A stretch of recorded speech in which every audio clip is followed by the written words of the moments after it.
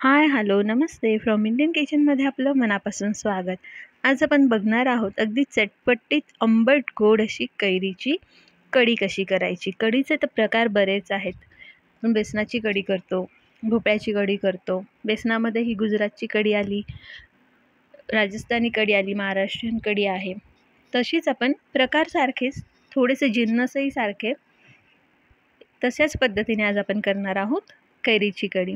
याकरता आपण इथे मेथीदाणा, जिरं, मोहरी, गूळ, हिंग, लाल मिरच्या, कढीपत्ता आणि बेसन पीठ घेतलेलं आहे. आता तेल आपण गरम करायला ठेवूयात. 1 चमचा इथे मी तेल टाकून घेतलेलं आहे.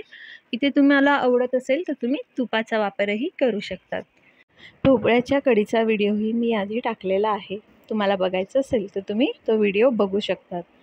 आता आपलं तेल तापलेलं आहे. आपण यामध्ये 1 चमचा मोहरी टाकून घेऊया आणि 1 चमचा जिरं आपल्याला यामध्ये टाकून घ्यायचं आहे आणि ह्याला व्यवस्थित तडतडू द्यायचं आहे. गॅस आपण मीडियम फ्लेमवर ठेवणार आहोत, म्हणजे आपलं जिरं आणि मोहरी काळी होणार नाही. आता आपण यामध्ये थोडेसे कढीपत्त्याचे पानं टाकलेले आहेत. ते तडतडले की आपण यामध्ये लाल मिरच्या टाकणार आहोत. वाळलेल्या ज्या लाल मिरच्या असतात त्या आपण यामध्ये टाकून घ्यायच्या आहेत. इथे मी बोर मिरची वापरली आहे. तुमच्याकडे जी मिरची असेल ती तुम्ही यामध्ये टाकू शकतात. एक अर्धा चमचा आपण इथे मेथीदाणा टाकलेला आहे. मेथीदाण्याची खूप छान चव येते याला. अर्धा चमचा हिंग टाकलेला आहे आणि थोडंसं पाणी टाकून घेणार आहोत. आपण बाकीचे जे गोष्टी आहेत जसं हळद आणि ते आपण आत्ता ह्या म्हणजे आत्ता टाकलेलं नाही, कारण त्याने आपल्या कढीचा रंग बदलतो, हळद काळपट होऊ शकते, म्हणून आपण आधी यामध्ये पाणी टाकून घेतलेलं आहे. आता पाणी थोडंसं व्यवस्थित हे सगळं एकत्र करू. हलकंसं छान याला उकळी आली की आपण यामध्ये हळद टाकूया.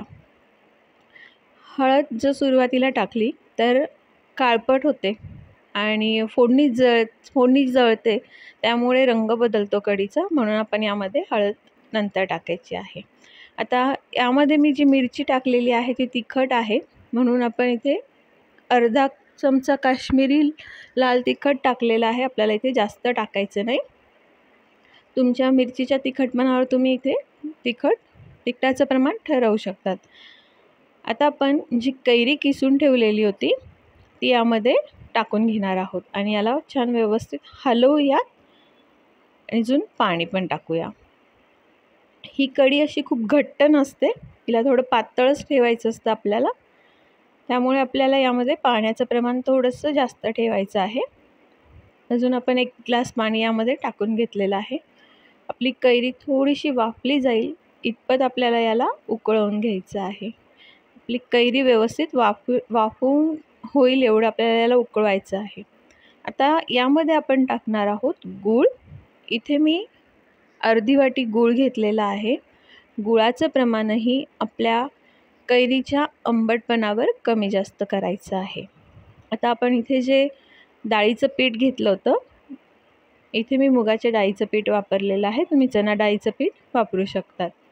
तर आपण यामध्ये पाणी टाकून याला एक घोळ बनवून घेणार आहोत याचा.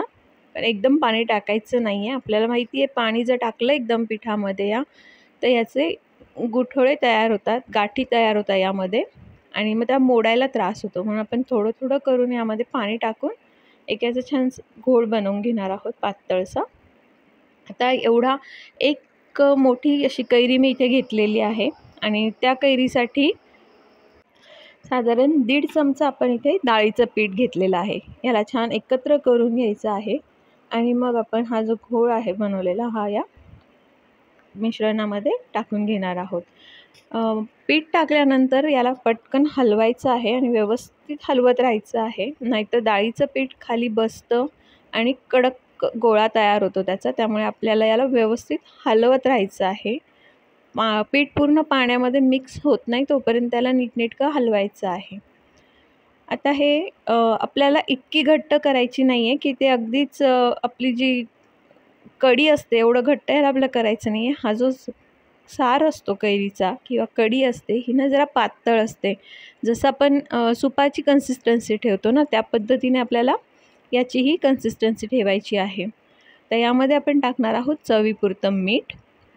आणि याला एक उकळ येईल इथपर्यंत आपल्याला वाफवून घ्यायचं आहे. आपली कैरी कारण शिजत आलेली आहे, पण पिठाचा कचरटपणा जाण्यासाठी आपण याला थोडंसं वाफवून घेणार आहोत. तर तोपर्यंत तुम्ही रेसिपी आवडत असेल तर लाईक करा, शेअर करा, कमेंट्स करायला विसरू नका.